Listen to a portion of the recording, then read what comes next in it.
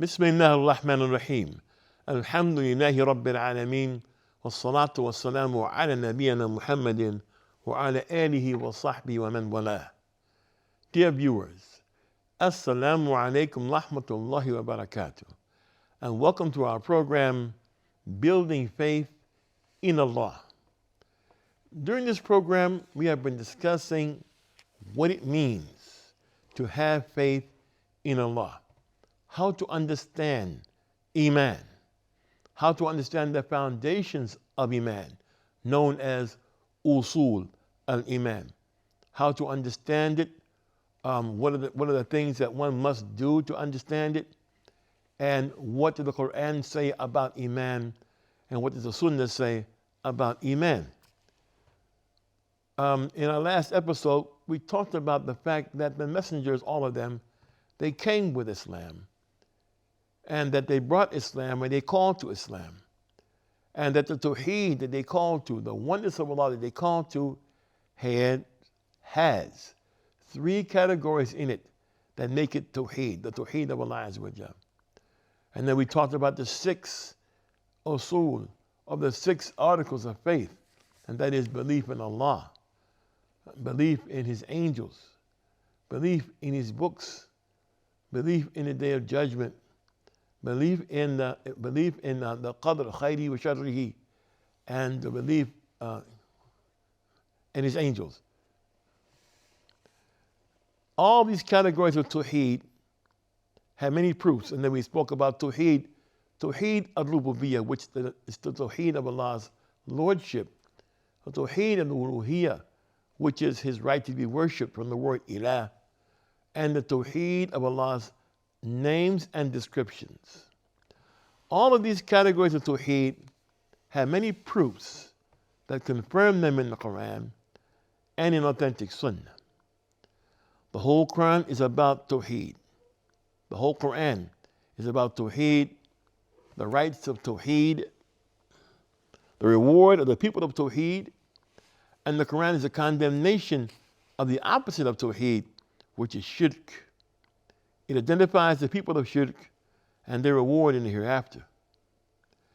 The Islamic legislation verifies that belief in the Tawheed of Allah with all of these categories included is a requirement of a believing Muslim. Let us go into clarifying each category of Tawheed, inshallah. Tawheed al-Rububiyyah. Linguistically, al-Rububiyyah is derived. It comes from the Arabic verb rabbaba. Allah's name al-Rabb comes from this verb.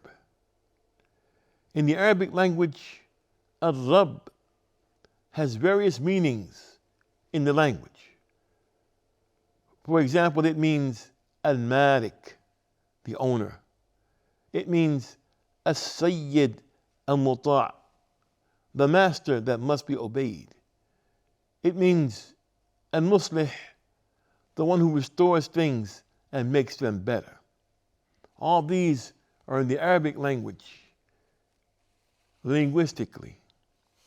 In Islamic terms, Tawheed al-Rububiyyah means Allah is the one, or is one, in what He does. في أفعاله سبحانه وتعالى هو مفرد. إفراد الله بالأفعال. That only Allah is the one who does things that only Allah subhanahu wa ta'ala does. Al-Khalq, Al-Rizq, Al-Sayada, Al-In'am, Al-Mulk, Al-Taswir, Al-I'ta', Al-Man', Al-Naf', Al-Dar, Al-Ihya', Al-Imata, Al-Tadbir, Al-Qada' wal-Qadar. These actions that only Allah can do, such as create, sustain every creature in the creation. He has complete ownership of the creation. He has complete supremacy and rulership in the universe.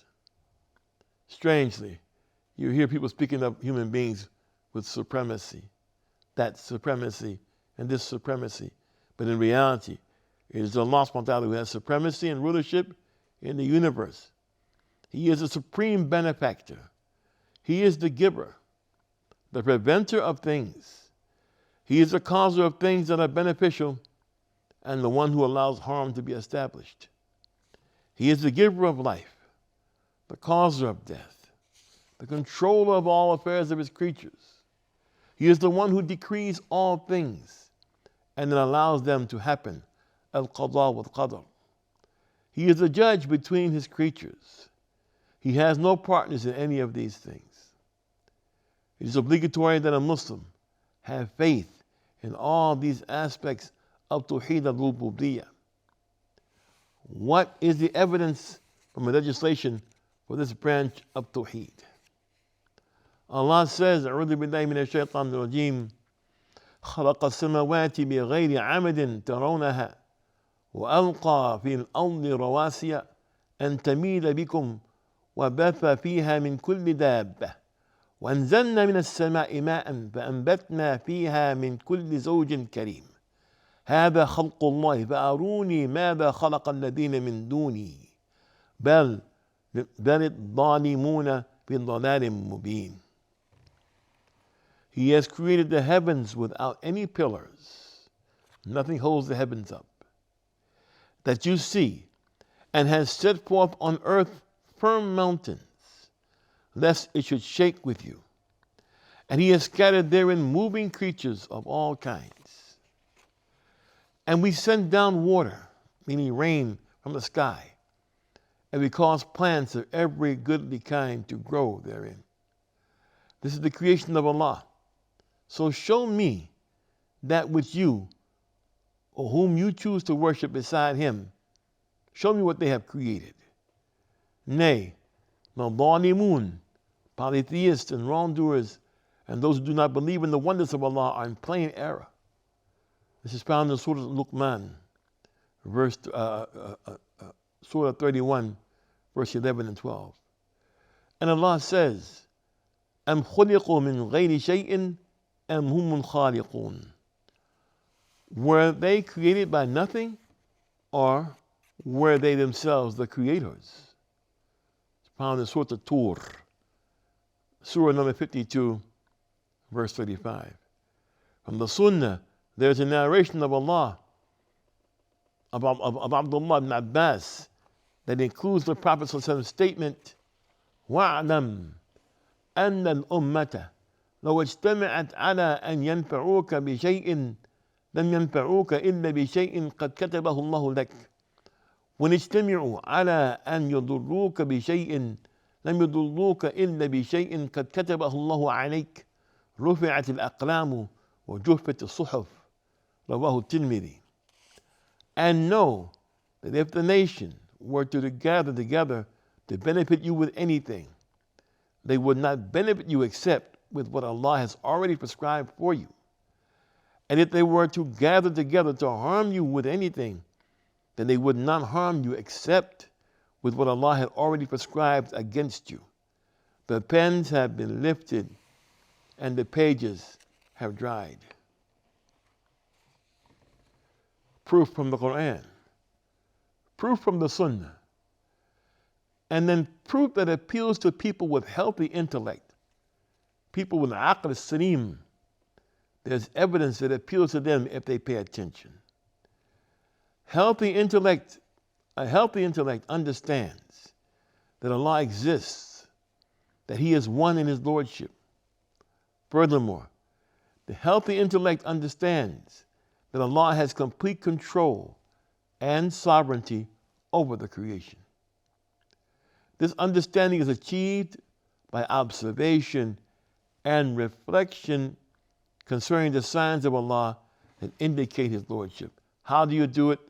You observe and you reflect upon what you have observed. You look at the signs and reflect upon them. There are a number of ways to observe Allah's signs as proof of his oneness, the oneness of his lordship. The most well-known of these ways to observe and to understand that Allah is the one Lord of the whole creation are two ways. The first way is to observe human beings. Look at humans. This is known in Arabic as dalalatul anfus, evidence that comes from observing people. People and their souls are one of Allah's great signs that indicate the oneness of Allah's lordship without a partner. People are one of his great signs. The human being are one of his great signs, dear viewers. Ourselves, how we were created, the way we were put together, our shapes, our colors, are all great signs of his oneness, the oneness of his lordship over the creation, without a partner. As here Allah says, وَفِي الْأَرْضِ آيَةٌ لِلْمُوقِنِينَ وَفِي أَنفُسِكُمْ أَفَلَا تُبْصِرُونَ. And on the earth are signs for those who have faith with certainty. And also in yourselves. Will you not see? This is Surah Al-Dariyat, Surah 51, verse 20 to 21. And here Allah Ta'ala says, وَنَفْسٍ وَمَا سَوَّاهَا. And by the nafs, people, and him who perfected him in proportion. If people would closely inspect themselves, and they would see all the amazing things that Allah created within them, this examination would lead them to realize that they were created by an all-wise, all-aware Lord. They would realize this because they know that humans did not create from a drop of human discharge a clot. They did not create from human sperm a clot, and then turn that clot into a lump of flesh, and then turn that lump of flesh into bone, and then cover the bones with skin. They know people did not do that, in spite of the many claims of changing this one to that one. Blessed be Allah, the best of the creators. The second observation of Allah's signs that indicate the oneness of his lordship is the creation of the greater universe. This is known in Arabic as dalalatul afaq, evidence from the signs of the universe. Allah says, سَنُرِيهِمْ آيَاتِنَا فِي الْآفَاقِ وَفِي أَنفُسِهِمْ حَتَّى يَتَبَيَّنَ لَهُمْ أَنَّهُ الْحَقُّ أَوَلَمْ يَكْفِي بِرَبِّكَ أَنَّهُ عَلَى كُلِّ شَيْءٍ شَهِيدٌ. And we will show them our signs in the universe and in their own selves until it becomes manifest to them, clear to them, that this Quran is the truth.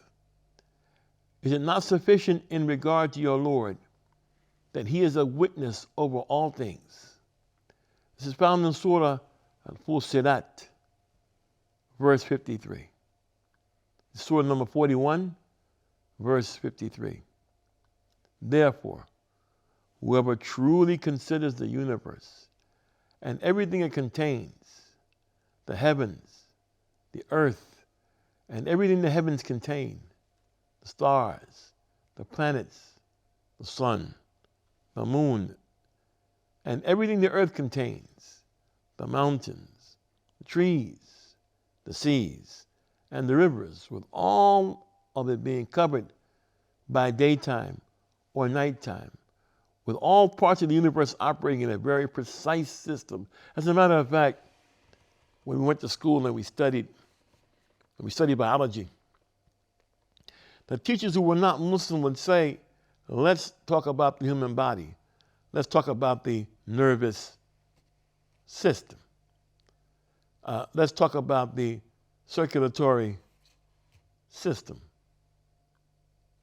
Let's talk about this system and that system. And they always described as being systematic.